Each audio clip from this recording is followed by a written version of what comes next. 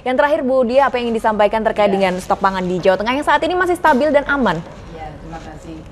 Jadi kami selaku dinas yang mengawal pelaksanaan teknis di lapangan, khususnya dalam tata kelola pangan, itu tentunya kami punya tanggung jawab moral untuk bisa menjabarkan anggaran maupun kebijakan yang sudah disusun oleh teman-teman dari DPRD maupun dari teman-teman anggaran untuk bisa semaksimal mungkin terdelivery ke masyarakat.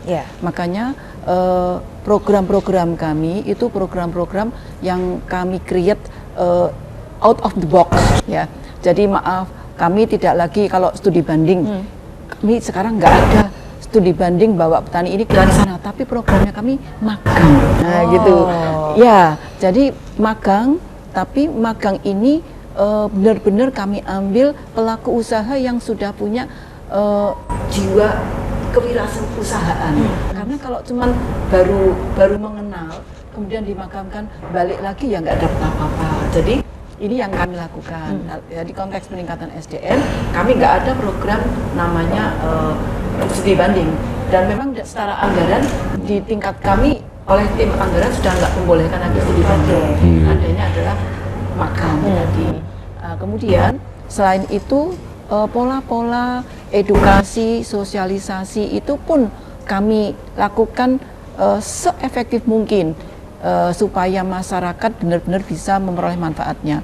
Jadi kalau misalnya kita bayangkan sosialisasi pangan lokal, edukasi pangan lokal, bayangkan kalau kita hanya melakukan pola seperti biasanya, hanya dengan pola di kelas 20 orang, nanti di kelas lagi 20 orang, sampai 1 tahun kita cuma dapat berapa, nggak akan selesai. Nah itu yang kemudian kita rombak tadi salah satunya dengan kita bergandengan ke kafe-kafe, kemudian kita kenalkan.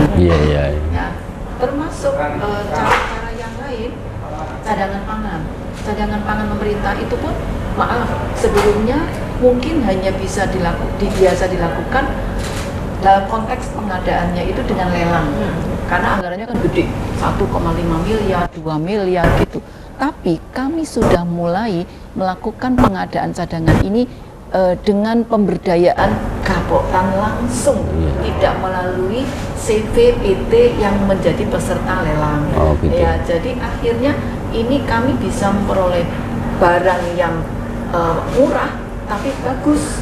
Kalau lelang bisa dapat barang murah, tapi karena ini melalui proses sub ya itu daripada saya nggak bagus.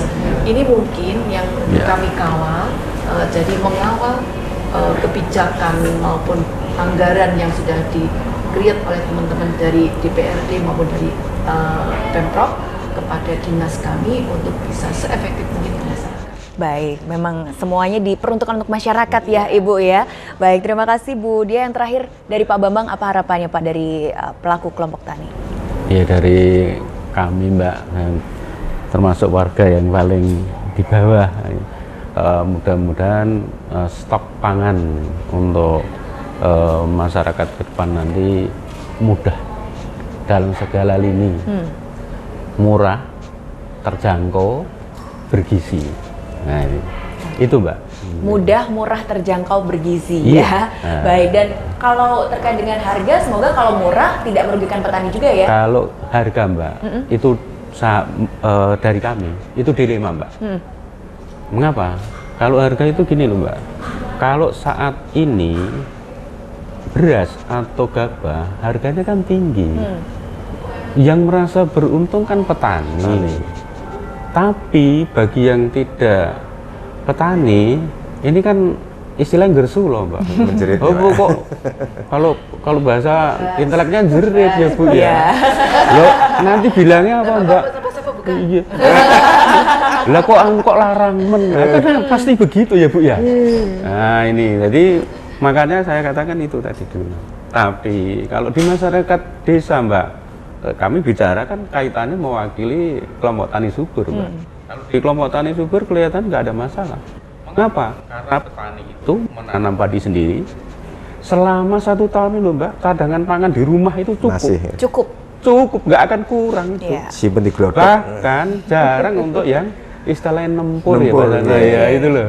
Nah, itu Mbak kalau kaitannya dengan kami yang ada di bawah untuk apa ya harapan cadangan pangan di Provinsi Jawa Tengah tetap aman, nyaman gitu Mbak. Bisa dirasakan semua masyarakat dari petani hingga ke konsumennya Bapak ya. Nah, yang menjadi masalah sekarang ini kan Mbak kadangkala petani ya namanya petani ini orang nggak bisa kerja jadi petani, yang sebagai penerusnya generasi mudanya udah malas. Nah, kalau untuk di bertani daerah Bapak ya, gimana Pak? Banyak juga milenialnya? Yang anggota kami malah banyak yang muda Mbak.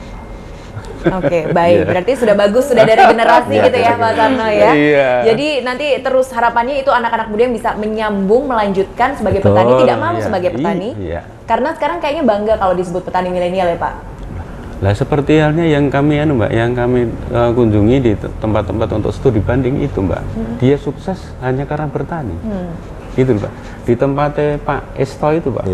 Itu laba panen sekali Pak. Itu mendapatkan rumah satu Pak. Seharga 1 miliar. Itu karena diminta untuk menanamkan kelengkeng di Aceh. Ya, di Aceh, nah, ke sana ditanamkan, dibawakan bibit dari Prambanan ke sana lewat pesawat terbang. Nah, ini Mbak, bisa untuk memberikan spot pada kami. Oke, baik. Menggiurkan ternyata ya. Iya. Baik, semoga mungkin kalau Mbak ke sana pun juga tergiur. Pasti, udah pasti itu. Iya. Ke sana kan musim panen. Saat musim panen ya, nyenengin ketika dilihatnya Pak ya pas panennya. Baik. Iya. Jadi memang kita butuh sinergi ya antara dari DPRD Provinsi Jawa Tengah, kemudian dari Dinas Ketahanan Pangan dan juga kelompok tani untuk bisa sama-sama menyetabilkan harga juga, kemudian juga menjamin ketersediaan stok pangan yang ada di Jawa Tengah agar masyarakat bisa memperoleh pangan dengan aman dan juga nyaman saat kita konsumsi. Kita mengucapkan terima kasih kepada Ketua Komisi B DPRD Provinsi Jawa Tengah Pak Sarno SE. Terima kasih Bapak sudah ngobrol-ngobrol bersama kami. Semoga setelah ini keluhan pupuk mahal sudah tidak terdengar lagi karena 2024 mau dialihkan ke organik ya Pak ya. Terima kasih juga kepada Kepala Dinas Ketahanan Pangan Provinsi Jawa Tengah Ibu Insinyur Diah Lukisari MSI. Terima kasih Bu sudah berkenan hadir ke sini karena setelah ini mau jalan lagi memperkenalkan mie mokaf ya, mie mokaf ya. Jadi kalau pemirsa ketemu sama produknya jangan lupa dibeli karena itu adalah salah satu produk unggulan dari Provinsi Jawa Tengah yang bisa dibeli juga secara online Bu. Bisa. Sudah dipasarkan secara online ya, ada di online-nya. Terima kasih Bu Diah sekali lagi. Terima kasih juga kepada Pak Bambang Sumaryono SPD, Ketua Kelompok Tani Subur Boyolali. Semoga semakin subur Pak sesuai namanya dan semakin berkembang ya. Saya Septiana Devi undur diri, sampai jumpa dalam dialog 4 pilar kebangsaan lainnya. Selamat pagi.